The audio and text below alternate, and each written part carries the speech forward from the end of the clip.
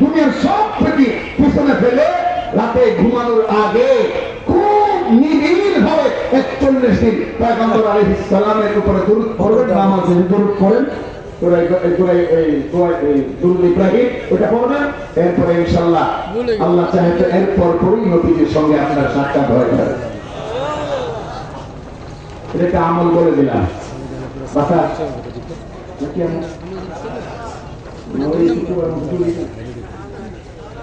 আল্লাহু আকবার।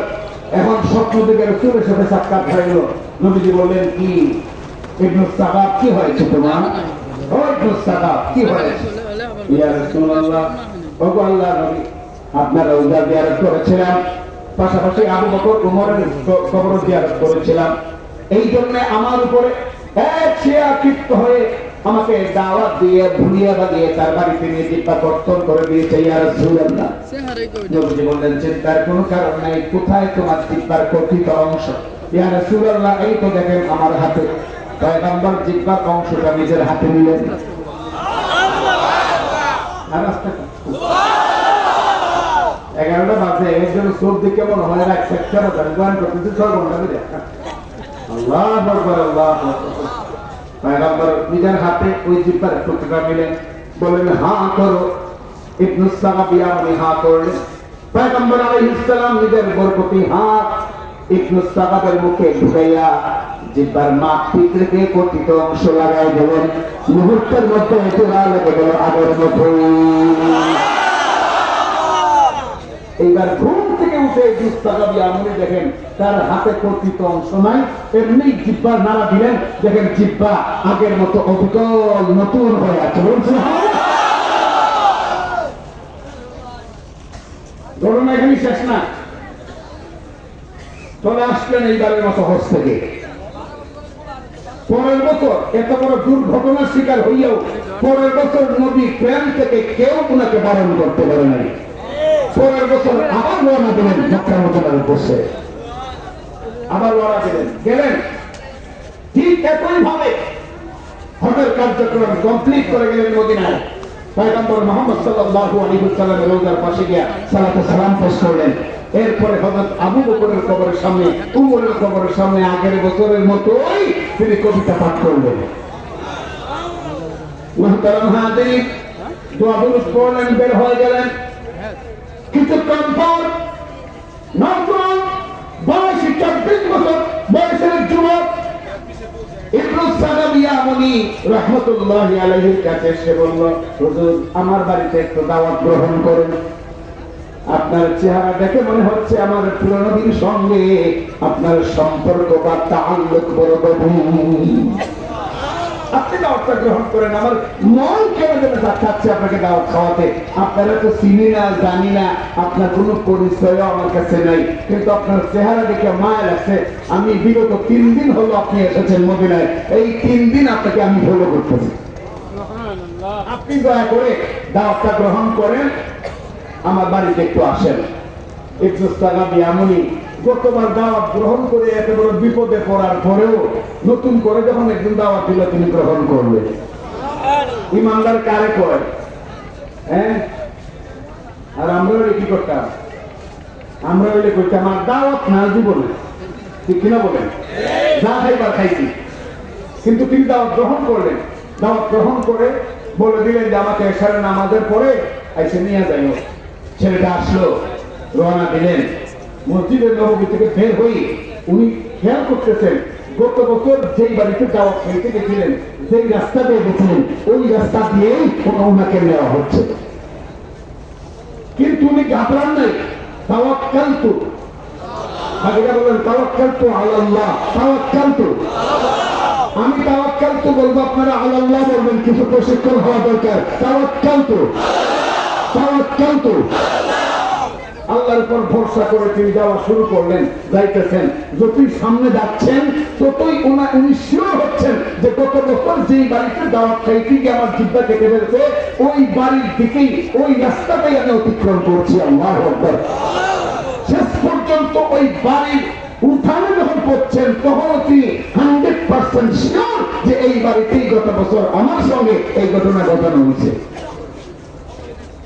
চিন্তা করছেন? চিন্তা করছে আল্লাহ আকবার। এরপর পিস্তা হন নাই, আমরা তো দৌড় মারতাম, ঠিক কিনা বলেন? যে গত বছর আমার জিব্বা কাটছে, এই বছর আবার এই বাড়িতে আমার নিয়ে যাচ্ছে, দৌড় দিতাম আমরা জীবন বাঁচাইবার লাগে। কিন্তু ইবনে সাগাব তাওয়াক্কালতু তাওয়াক্কালতু তাওয়াক্কালতু আল্লাহর উপর ভরসা করে তিনি ওই বাড়িতে ঢুকলেন। কিন্তু মনে মনে খুব শঙ্কিত, মনে মনে খুব পেরেশানির মধ্যে। ঘটনা কি? একই বাড়িতে এমন ঘটনা ঘটানো হলো আমার সঙ্গে, আবার আমাকে দাওয়াত দিয়ে এই বাড়িতে আনা হলো, ঘটনা কি? কিন্তু আল্লাহর উপর ভরসা করেছে নীরব। ছেলেটা কিছুক্ষণ পরেই খাবার দাবার নিয়ে আসলো, বড় উপাদায় খাবার, বড় দামি খাবার, খুব আন্তরিকতার সাথে ওনার মেহমানদারি করলো। এরপরে উনি বললেন, বাবা তোমার পরিবারে কে কে আছে? তখন ছেলেটা জবাব দেয়, চাচা আমার পরিবারে আমি একাই, আমার কোনো ভাইও নেই, আমার কোনো বোনও নেই, আর আমার মা আছেন। তাহলে বাবা তোমার পিতা নাই, তোমার বাবা নাই? সে বলল, সে তো এক লম্বা ইতিহাস। এখন থেকে আগামী 3-4 মিনিট মনোযোগ দিয়ে শুনবেন, পারবেন তো ইনশাআল্লাহ? মোবাইলের দিকে নজর দিবেন না, পারবেন তো ইনশাআল্লাহ? সে বলল, লম্বা হাত ছেড়ে বলল যে সে তো এক লম্বা ইতিহাস, আমার বাবা আছেন না নাই আমি কিভাবে আপনাকে বলি। তবে আপনি খাওয়া দাওয়া শেষ করেন, এই যে খাবারের পরে আরবের ঐতিহ্য অনুযায়ী ফল ফ্রুট, তারপরে দধি, এই সেই যেগুলো দেয়, খেজুর দেয়, এগুলো সামনে বললো আপনি এগুলো শেষ করেন, আপনাকে একটা জিনিস দেখাচ্ছি, তারপরে বলছি আমার বাবা আছেন কি নাই।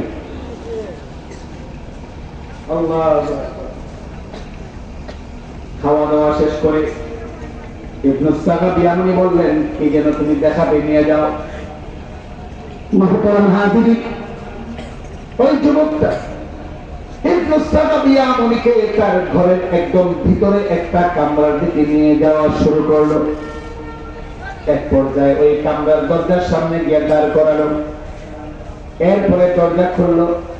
ইবনে সাগাব ইয়ামানি রাহমাতুল্লাহি আলাইহি লক্ষ্য করে দেখেন ওই ঘরের মধ্যে একটা শুয়োর বাঁধা। শুয়োর ঘরের মধ্যে কি বাঁধা? ঘরের মধ্যে শুয়োর বাঁধা। ইবনে সাগাব ইয়ামানি দেখেন এই শুয়োরের মুখটা মানুষের মতো, আর বাকি দেহের অন্যান্য অংশ অবিকল শুয়োরের মতো। নাউযুবিল্লাহ। ইবনে সাগাব ইয়ামানি অবাক হয়ে গেলেন, জীবনে কত শুয়োর দেখেছি, কিন্তু মানুষের মতো মুখ এমন শুয়োর তো দেখে নাই। জিজ্ঞেস করলেন, বাবা কি বুঝাতে চাও, কি বলতে চাও, ব্যাখ্যা করে বলো, এই শুয়োর আমাকে দেখাইয়া কিনা। হে আল্লাহর ওলি, এটা শুয়োর নয়, এটা আমার বাবা। নাউযুবিল্লাহ। এইটা আমার বাবা, এইটা আমার বাবা। গত বছর এক আশিকে রাসূল তিনি এসেছিলেন হজ করতে, এরপরে এসেছিলেন মদিনায় আমাদের রওজা মুবারকে নবীর রওজার সামনে। হযরত আবু বকর এবং উমরের রওজার সামনে দাঁড়িয়ে সালাম পেশ করেছেন, কবিতা তিনি পাঠ করেছেন উমরের সামনে, আবু বকরের সামনে। কিন্তু আমার বাবা ছিল শিয়া, বরদাস্ত করতে পারে নাই, ওই আশিকে রাসূলের সঙ্গে বড় খারাপ ব্যবহার করেছে। আমি বাড়িতে ছিলাম না, পরে এসে শুনলাম ওই আল্লাহর ওলি আশিকে রাসূলের জিহ্বা কেটে ছেড়ে দিয়েছিল।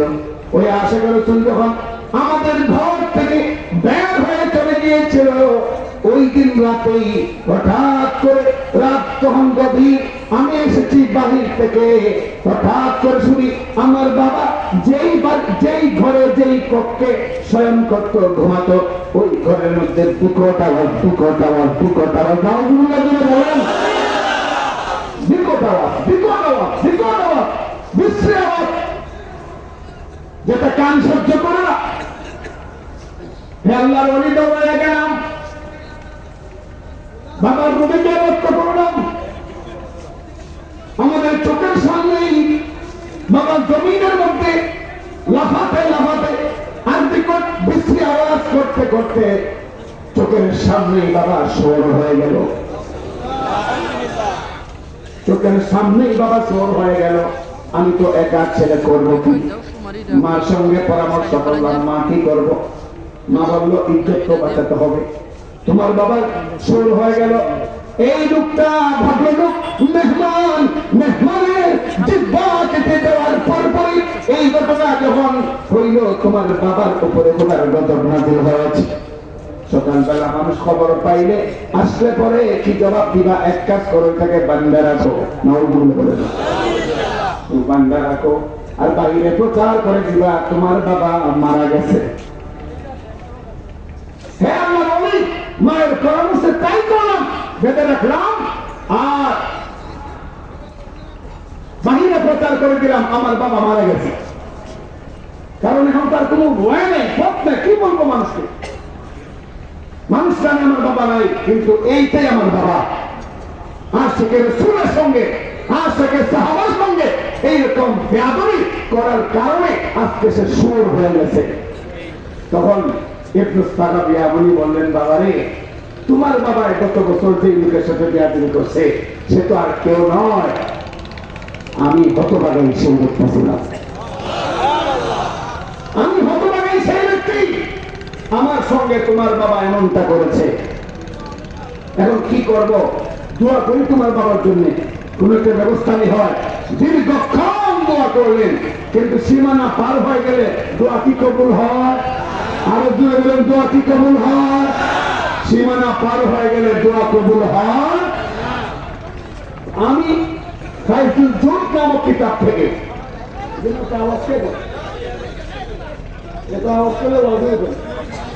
ফাইজুল জোট নামক কিতাব থেকে এই ঘটনা আপনাদের সামনে পেশ করার অর্থ হইল, আল্লাহ চাইলে আমাদেরকে শুয়োর বানাতে পারতেন, কুকুর বানাতে পারতেন, হিংস্র প্রাণী বানাতে পারতেন, বিষাক্ত সাপ বানাতে পারতেন, কুমির বানাতে পারতেন, জলজ প্রাণী বানাতে পারতেন, অথবা অন্য কোন কিছু বানাতে পারতেন। তা না বানিয়ে আল্লাহ আমাদেরকে মানুষ বানিয়েছেন। বলেন তো আমাদের উপরে দয়া করছেন কিনা? জোরে বলেন, দয়া করছেন কিনা? আল্লাহ আওয়াজ করে বলেন, দয়া করছেন কিনা? এখন আল্লাহর দয়া পাইয়া ওই আল্লাহর সঙ্গে বেয়াদবি, এটা কি কখনো সভ্য মানুষ করতে পারে? ওই আল্লাহর সঙ্গে এইরকম মেমো খারাই কোন সভ্য মানুষ করতে পারে? যে আল্লাহ তোমাকে বানাইলো, সব কিছু দিল, তোমার খাদ্য দিল, তোমার হাওয়া দিল, তোমার অক্সিজেন দিল, দুনিয়ায় বসবাসের জন্য যা যা লাগে সব তোমাকে দিল, আর তুমি একটা মাহফিলে নিয়ে আইতে পারো না, তুমি একটা মজলিসে আসতে পারো না, এমনকি ফজরের নামাজে তুমি থাকতে পারো না। বিশাল মসজিদ, বিশাল বড় বড় মসজিদ, এক কাতার দুই কাতার মুসল্লি, গ্রাম ভর্তি মানুষ, মহল্লা ভর্তি মানুষ, অথচ দেখা যায় মসজিদ খালি। এটা কি প্রমাণ করে? আল্লাহর যে সৃষ্টি করেছেন আল্লাহ এর প্রতি কৃতজ্ঞ নয়। ঠিক না? কৃতজ্ঞ নয়। চাইলে আল্লাহ যদি শুয়োর বানাইতেন তাহলে উপায়টা কি হতো? শুয়োর হলেও প্রাণীদের মধ্যে সবচেয়ে নিকৃষ্ট প্রাণী, বলুন ঠিক কিনা? আপনাকে আমাকে যদি শুয়োর বানাইতেন তাহলে জান্নাত জান্নাত জান্নাত হাসিলের কোন পরিকল্পনা তো দূরের কথা, নিয়তই করতে পারতেন না, বলুন ঠিক কিনা?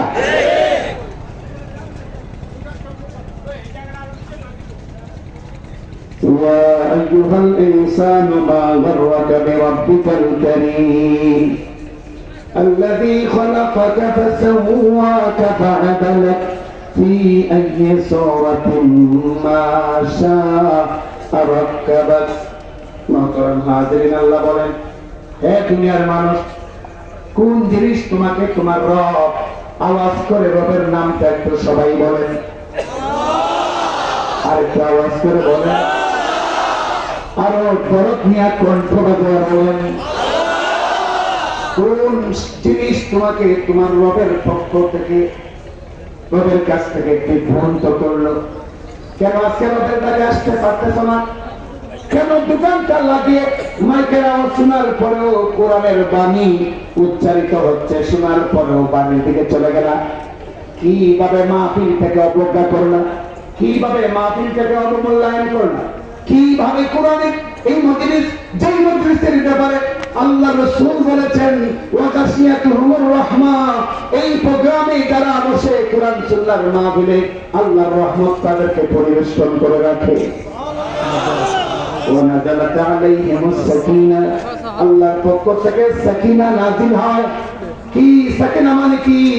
এমন প্রশান্তি নাজিল হয় মাহফিলে ভক্তি সহকারে বসার আগে কত মুসিবতের দিন সারাদিন পার করেছে আর কত কল্পনা কোরআনের মাহফিলে বসার পরে আল্লাহ তো সান্ত্বনা দান করেন যে কোটি টাকা দিয়েও সেই সান্ত্বনা বাজারে কিনতে পাও না।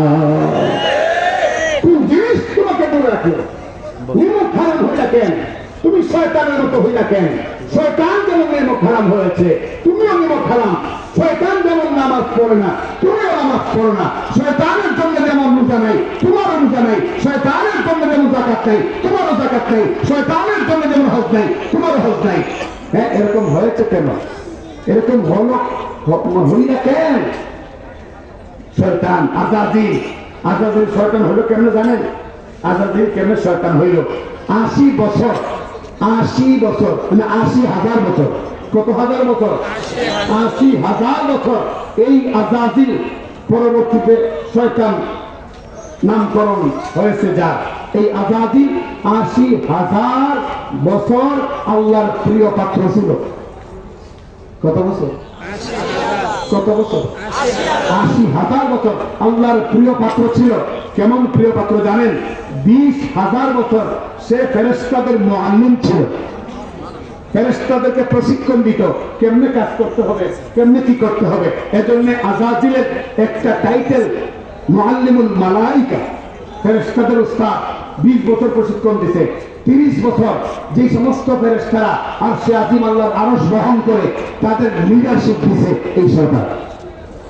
কত বছর? 30,000 বছর। আর 14,000 বছর এই শয়তান আল্লাহ পাকের আরশকে তাওয়াফ করেছে। 40,000 বছর এই শয়তান জান্নাতের ঠিকাদার ছিল। জান্নাত দেখভাল করছে, আল্লাহর পক্ষ থেকে দায়িত্বপ্রাপ্ত ছিল।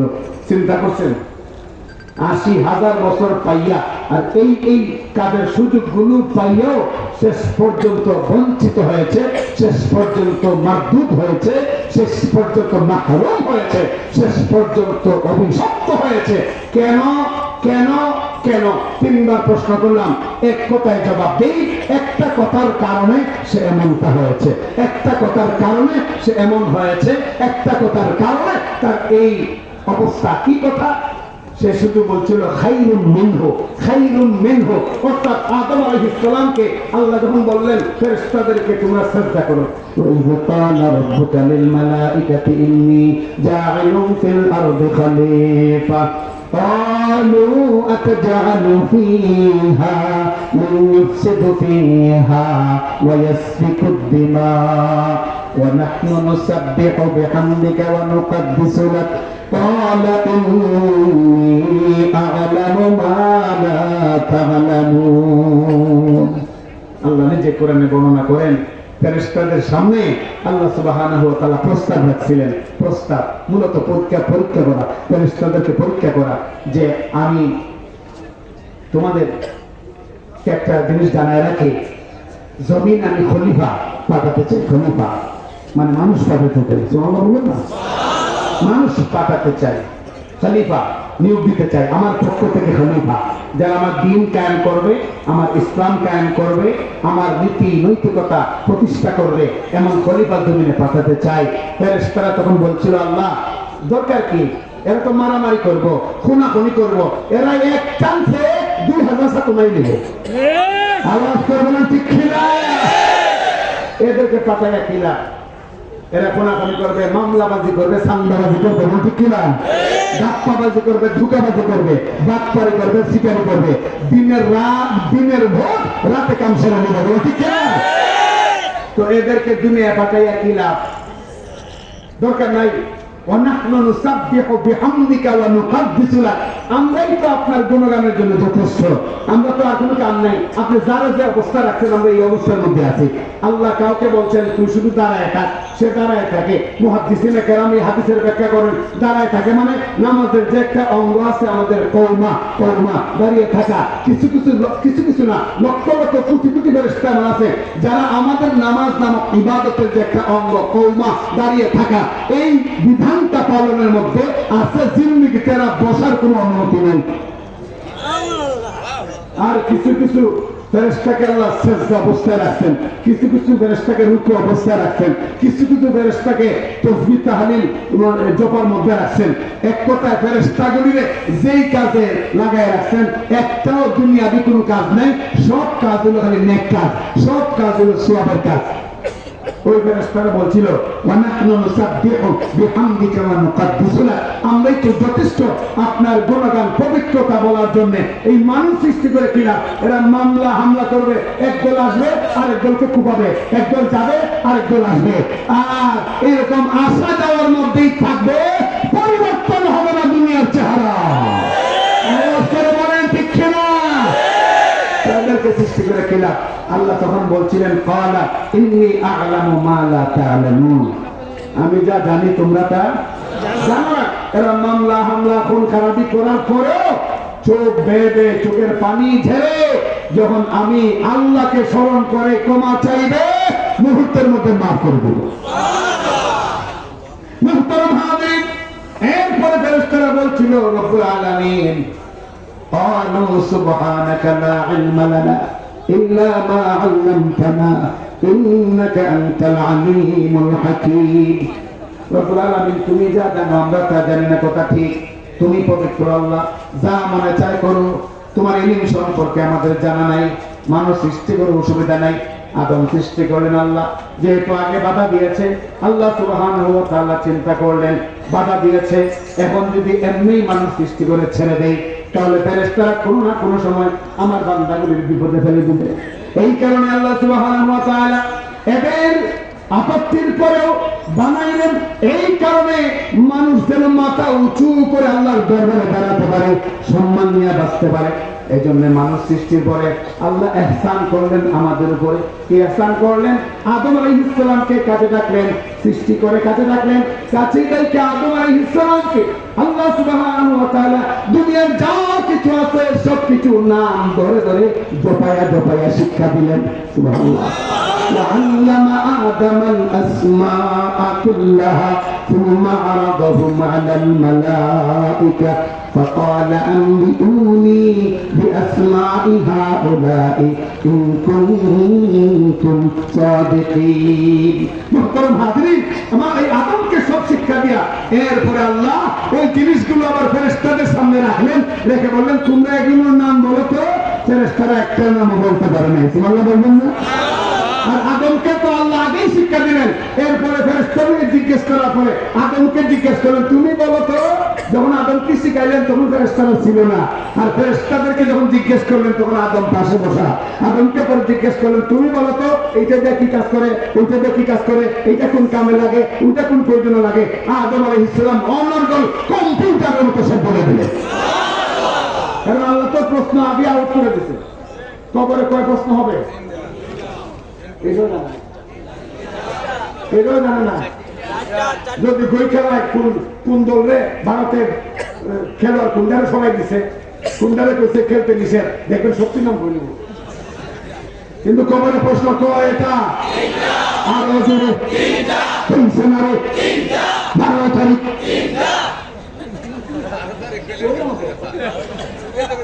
কয়টা? আল্লাহু আকবার কবীরা। আদম আলাইহিস সালামকে তো আল্লাহ আগেই সব আউট করে দিয়েছেন। উনি যখন বলছেন আল্লাহ তখন ফেরেশতাদের দিকে বাঁকা চোখে তাকায় বলেন কি কইছিলা এরা খুন খারাপ মারামারি গালি করবো, পারলা না দি, সবই তো আদমে পারলো। অতএব তোমরা যেন ভবিষ্যতে আর কখনো আমার আদমকে আমার মানুষকে অবজ্ঞা না করো, এই জন্য আমার পক্ষ থেকে হুকুম আদমকে শ্রদ্ধা করো। وقلنا يا آدم اسكن أنت وزوجك الجنة وكلا منها رغدا حيث شئتما। এর আগে আল্লাহ তোমাকে জান্নাতে ঢুকাইছেন, ঢুকে বলছেন তুমি আর তোমার স্ত্রী সহ বসবাস করো। ফেরেশতারা যখন জবাব দিতে পারলো না, আদম আলাইহিস সালামকে আবার জান্নাত থেকে বের করলেন। বের করে সমস্ত ফেরেশতাদেরকে একত্রিত করে বললেন আদমকে সিজদা করো।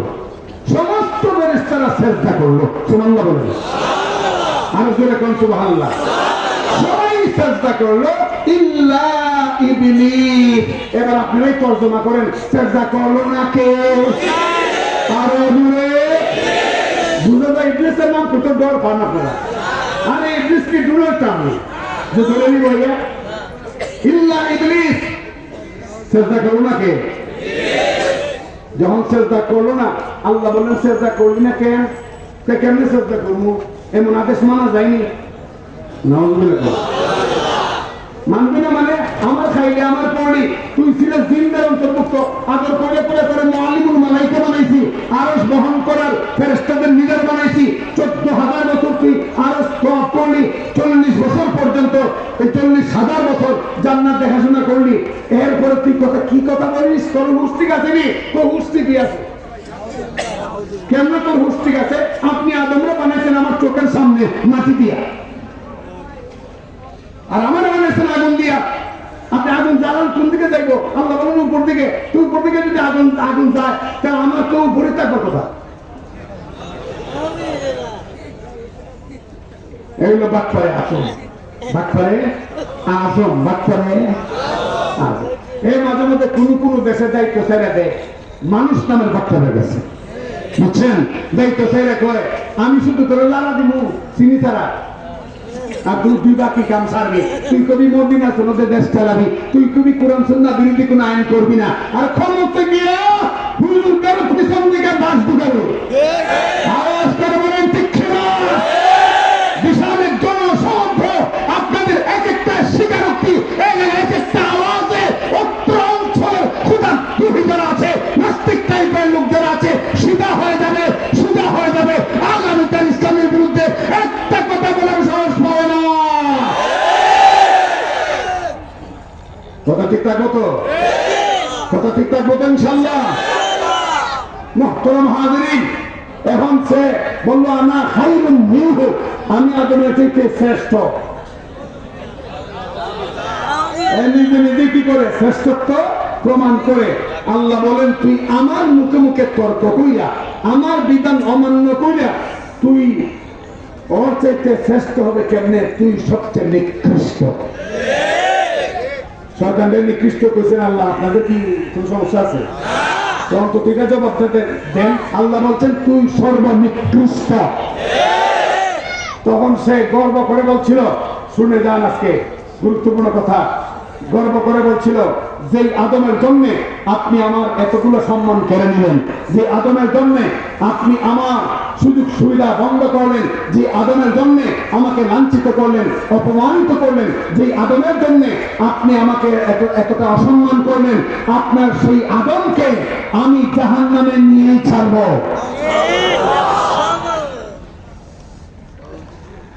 আল্লাহু আকবার।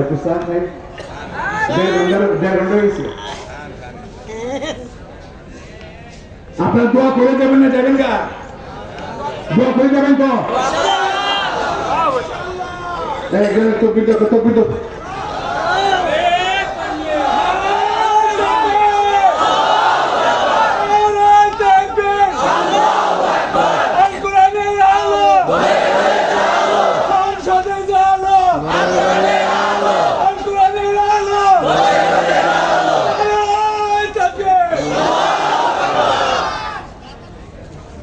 তখন শয়তানে বলেছিল আপনার আদমকে আমি, আদমের সন্তানদেরকে আমি জাহান্নামে নিয়েই ছাড়ব। আল্লাহ বলেন কেমনে? তখন সে বলছিল আমাকে কয়েকটা সুযোগ সুবিধা দয়া করে দেন। সারা জিন্দগির জন্য তো জাহান্নাম হারাম করে দিলেন আমার জন্য, সারা জিন্দগির জন্য তো আমাকে জাহান্নামী ঘোষণা করে দিলেন, অন্তত কয়েকটা সুযোগ সুবিধা দেন, আমি যেন এই সুযোগ সুবিধা ভোগ করে আমার চ্যালেঞ্জকে প্রমাণ করতে পারি। আল্লাহ বলেন কি সুযোগ চাস বল? 1 নাম্বার, আমাকে আপনি কিয়ামত পর্যন্ত হায়াত দেন। আল্লাহ বলেন যা, কবুল করলাম, কবুল করলাম। 2 নাম্বার, আদম অর্থাৎ মানুষের রগ রেশায় যেন পৌঁছতে পারি, আমাকে এই সুযোগটা করে দিবেন। আল্লাহ বললেন যা, এটাও সুযোগ করে দিলাম। 3 নাম্বার, আপনি আমাকে এমন ক্ষমতা দিবেন যেই ক্ষমতা দিয়া আমি মুহূর্তের মধ্যে বিশ্বের আনাচে কানাচে যে কোনো জায়গায় পৌঁছতে পারি। আল্লাহ বলেন এইটাও দিলাম। এরপরে চাইছিল যে আপনি আপনার নবী মুহাম্মদ সাল্লাল্লাহু আলাইহি ওয়াসাল্লামের সুরতটা ধরার পারমিশন আমাকে দেন। আল্লাহ বললেন কোশ্চিন কালেও নয়। সুবহানাল্লাহ জুড়ে বলবেন না? এটা এই পারমিশন দিতে পারবো না? আমার হাবিবকে আমি এতটা ভালোবাসি, তোর মতো শয়তান তার সুরত ধর্মী আমি আল্লাহ সেটা কখনো মানতে পারি না। এই জন্য রসুলকে সত্যিকার অর্থে কেউ যদি দেখে স্বপ্ন যুগে, তখন হাদিসের মধ্যে এসেছে সে সত্যি সত্যি রসুলকে দেখলো। তার রসুলের সুরত শয়তান ধরার কোন সুযোগ, কোন পারমিশন। এখন যদি দাড়ি নাই, মুছ নাই, বিড়ি খায়, গাঞ্জা খায়, ইয়াবা টানে, হে যদি আইয়া কয় আমি কালকে রসুলের স্বপ্ন দেখছি, সে যদি কয় তাহলে বুঝবেন রসুলকে দেখছেন, আসলে শয়তানকে দেখছে। আমাদের এখন ঠিক না? কারণ দাড়ি নাই, মুছ নাই, গাঞ্জা খায়, নামাজ নাই, রোজা নাই, বেপরদা, আলেম বিদ্বেষী, নাস্তিক, মুরতাদ, ব্লগার, শাহবাগী, এরা কখনো রসুলের সাক্ষাৎ লাভ করতে পারে? আর যদি কেরানীগঞ্জ গার্মেন্টস দোকান কর্মচারী ইউনিয়নের আয়োজিত আজকের মাহফিলে যারা শ্রোতা, যারা নবী প্রেমিক, যারা আলেম ওলামার অনুরাগী অনুসারী, এই কর্মচারী ইউনিয়নের যে সমস্ত সত্যিকারের শ্রমিক হালাল ভাবে ইনকাম করে, হালাল ভাবে শ্রম দেওয়ার মাধ্যমে নিজের জীবিকা অর্জন করে, এদেরকেও যদি বলে আমি পয়গম্বর আলাইহিস সালামকে স্বপ্নে দেখেছি, রাতের বেলা ঘুমের মধ্যে আমার নবীকে দেখেছি, তাহলে বিশ্বাস করতে হবে আল্লাহর এই বান্দা যথার্থ দেখেছে বলেই আপনার কাছে এসে প্রকাশ করেছে।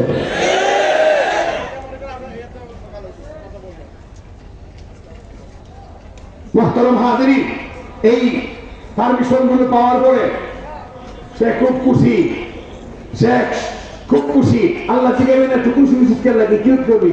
আল্লাহ তোমার বান্দা সারা জীবন রোজা রাখবে, নামাজ পড়বে, তাসবিহ পড়বে, আর শেষ মুহূর্তে যাইয়া আমি এর এমন কাছে ফলাইয়া দিমু সে মরণের আগে বেঈমান হয়ে মারা যাবে।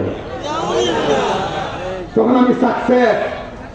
তখন আল্লাহ সুবহানাহু ওয়া তাআলা বলছিলেন, হে শয়তান শোন, আমার বান্দা সারা জীবন যদি মদ খায়, গাঞ্জা খায়, ইয়াবা খায়, সারা জিন্দেগিও যদি আমার ব্যাপারে উদাসীন থাকে, আর যদি আমার বান্দা কোন একটা মুহূর্তে, কোন একটা মাহফিলের মধ্যে, কোন একটা মসজিদের মধ্যে, কোন একটা মজমার মধ্যে, কোন একটা মজলিসের মধ্যে আমার বান্দা যদি দুইটা হাত তুলে জীবনের গুনাহের কথা যদি স্মরণ করে, আর যদি চোখের এক ফোঁটা পানি বের হয়ে যায়, ওই পানিটা জমিন স্পর্শ করার আগে বান্দার 70 বছরের গুনাহ আমি আল্লাহ মাফ করে দেব। ওই বান্দার 100 বছরের গুনাহ মাফ করে দেব। এই বান্দার 100 খুনের গুনাহ মাফ করে দিব। এই বান্দার সারা জিন্দগির, এই বান্দি যদি নারী হয় তাহলে সারা জিন্দগির জিনা ব্যভিচারের গুনাহ আমি আল্লাহ মাফ করে দেব।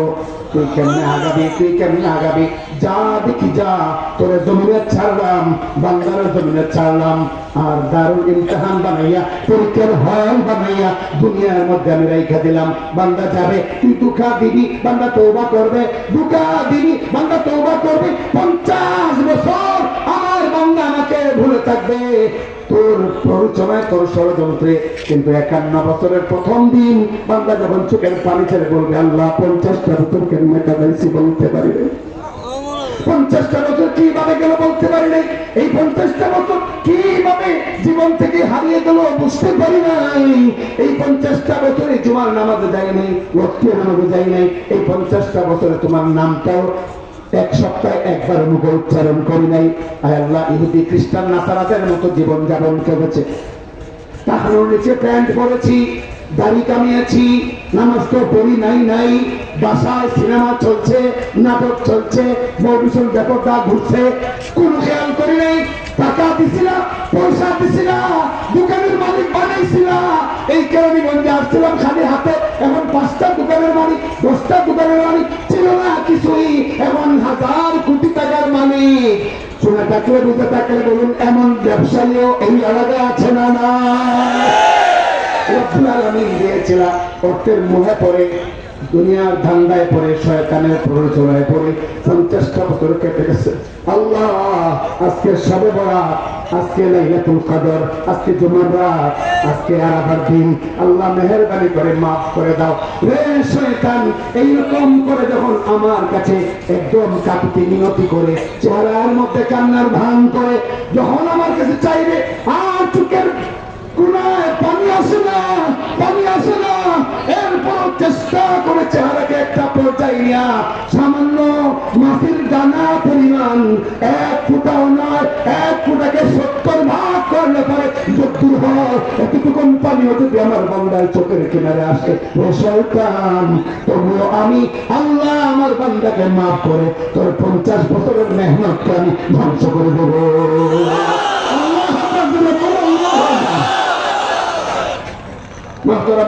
বলেন তো, এই কথাগুলিকে শুনতেছেন, এই প্রচন্ড শীতের মধ্যে মাটির মধ্যে বসে আছেন, প্রচন্ড শীত উপেক্ষা করে, ঘুম উপেক্ষা করে, রাত বাজে প্রায় 3 মিনিট কম 12টা, এই যে আপনারা বসে আছেন কথাগুলো শুনতেছেন, বিফল, ব্যর্থ, জোরে কোন ব্যর্থ, তাহলে কি, তাহলে কি, তাহলে কি এমনও কি হতে পারে না যে আল্লাহ আজকে সিদ্ধান্ত নিয়েছেন যে আজকের মাহফিলে যারা বসবে, মাহফিলকে যারা ভালোবাসবে, কোরআনের কথাগুলো যারা শুনবে, আমলে নিয়ে যারা শুনবে এবং মন থেকে ইসলামের প্রতি দরদের ভালোবাসা নিয়ে বসবে, সিদ্ধান্ত কি এমন আল্লাহ করতে পারেন না যে আজকে সত্যিরে মাফ করে দিন? একটা আজকে মাফ ছাড়া বাসায় ফিরাবো না, চাইলে আল্লাহ পারবেন কি পারবেন না? বলেন চাইলে আল্লাহ পারবে কি পারবেন না? চাইলে আল্লাহ পারবেন, তবে আমাদের দায়িত্ব আছে না নাই? আমাদের দায়িত্ব আছে না নাই? আমাদের দায়িত্ব হলো খালেস দিলে তওবা করা, রাজি আছি? আমাদের দায়িত্ব হলো ওয়াদা করা যে আমি জীবনে গুনাহ করব না, যা করেছি তার জন্য অনুতপ্ত হব, গুনার পরিবেশ কায়েম হোক, ভুলতেও দিব না, ঠিক না? এলাকায় মদ বিক্রি হবে, গাঁজা বিক্রি হবে, কোন নেতা ফেতা ধার না ধরে এই গাঁজা করবে মহাত্মার মধ্যে ধরে মুদ্রি করে ফেলা দেবে। এইরকম ওয়াদা যদি করতে পারি, গুনাহ নিজেও করবো না, কাউকে করতেও দিব না, গুনাহগারের পক্ষে, মক্কুর গান্ডাখুরের পক্ষে, জুয়ারির পক্ষে কোন নেতা যদি দালালি করতে আসে ঘরে ধরে মূল্যঙ্গে ফেলে দেব। পারবেন তো? এরকম পারবেন তো? যদি পারেন তাহলে আজকের তওবা আল্লাহ কবুল করবেন ইনশাআল্লাহ। বন্ধুগণ আমার, ফজরের সাথে সাথে আমাকে সিলেট চলে যেতে হবে, কালকেও 2টা প্রোগ্রাম, বিশাল বড় বড় 2টা প্রোগ্রাম হবিগঞ্জে, ওইখানে কথা বলতে হবে। গতকালকেও প্রোগ্রাম ছিল, আজকে গতকালকে জুমার বয়ানও ছিল। আসলে ডায়াবেটিসও খুব বেশি, এই জন্য দীর্ঘ বয়ান করলেই গলার মধ্যে একটা প্রবলেম হয়। আমি এখন বুঝতেছি আমার প্রবলেম হয়ে যাবে, এই জন্য আর সামনে আগাচ্ছি না। ইনশাআল্লাহ আজিজ আগামীতে যদি আবার আপনারা এখানে জড়ো হবেন তো কে কে হবেন একটা আল্লাহ দেওয়া হাত দেখে দেন তো। নারায়ে তাকবীর, আজকের দিনে সবচেয়ে বড় আওয়াজ দিয়ে বলবেন নারায়ে তাকবীর, নারায়ে তাকবীর, দিন ইসলাম, দিন ইসলাম, দিন ইসলাম, দিন ইসলাম, কোরআন সুন্নাহর আলো, কোরআন সুন্নাহর আলো, আলেম ওলামা যেখানে, মুসলিম মাদ্রাসা যেখানে, শরীয়তচার যেখানে, চাঁদাবাজ যেখানে, নাপ্পাদান যেখানে, নারায়ে তাকবীর। আজকের জন্য বয়ান এখানে শেষ। ওয়া আখিরু দাওয়ানা আনিল হামদুলিল্লাহি রাব্বিল আলামিন। সবাই বসেন, দোয়া হবে আর তাবাররুক আপনাদেরকে দেওয়া হবে। কেন আমি শুননা হয় আওয়াজ কেমন ঠিক না? আমরা আশা করব তারা এই মাহফিল যে করে সারা জিন্দগি ভর এইরকম যেন কোরআনের বাগান, এই যে বিশাল বাগান, আরো লাখ টাকা বক্তায় না তো এত লোক জমানো কঠিন কেরাম অঞ্চলে। এটা একমাত্র ঐতিহ্যবাহী কালীগঞ্জ বড় মসজিদের মুসল্লিরা, আপনারা যারা এই মার্কেটে ছড়িয়ে ছিটিয়ে আছেন, এটা আপনাদের মনোভাবের বরকত, আপনাদের হরকতের বরকত। সারাটা জীবন হাতে হাত মিলিয়ে মুষ্টিবদ্ধভাবে থাকতে হবে যাতে কোন স্বৈরাচার জালেম আমাদের এই ইসলামী চেতনাকে বন্ধ করতে না পারে। এখন আপনাদের সামনে সংগঠনের সভাপতি